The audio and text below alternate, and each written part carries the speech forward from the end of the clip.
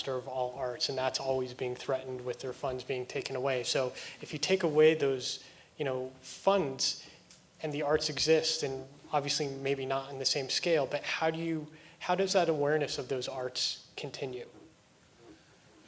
Well, show me a society in which, and there have been many societies in which governments have been completely shut themselves off from the arts, right? What you will find is that the great artists of those countries will produce anyway. They'll produce for nothing, right? Because it is like a calling. It is almost like a priesthood, and it is almost a spiritual thing that they're interested in. They're into creating beauty, and to a certain extent, it's liberating if they're no longer paid. They can do whatever they want. Paul, so, no, I'm stopping you right here because Okay. I want to say, your very country, the Netherlands, made drastic cuts to the arts 2 years Yes. ago. I don't know if you heard.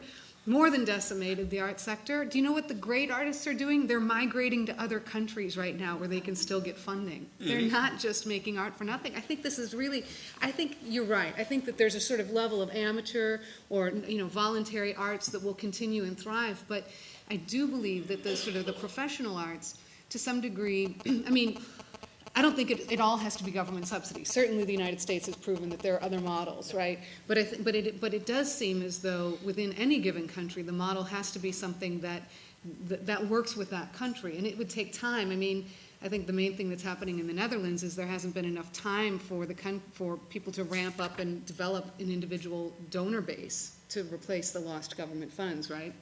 So, I mean, would you at least agree on that point that you can't just take all the government subsidy away and expect that things will continue to flourish? I mean, that there would be no loss there. I find that really hard to believe. No, I think that the fact that the individual artists are looking to remain an artist tells you what their real motivation is. Now, if someone else is willing to pay them, they'll move to someone else. I mean, they are humans too who have a mortgage, kids to support and all that, yes.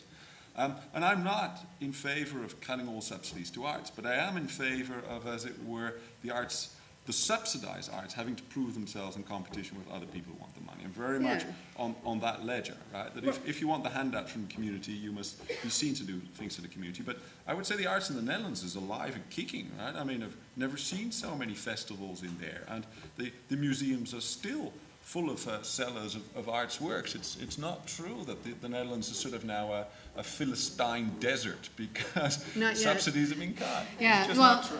and I'm going to get to this question. I see somebody else has the microphone, but I do want to make the point that I think that this is one reason why I think it's interesting to grapple with this happiness economics, happiness quality of life indicators, because I think the economic impact arguments and some of the more quantitative measures we have relied on do put us in a fragile state.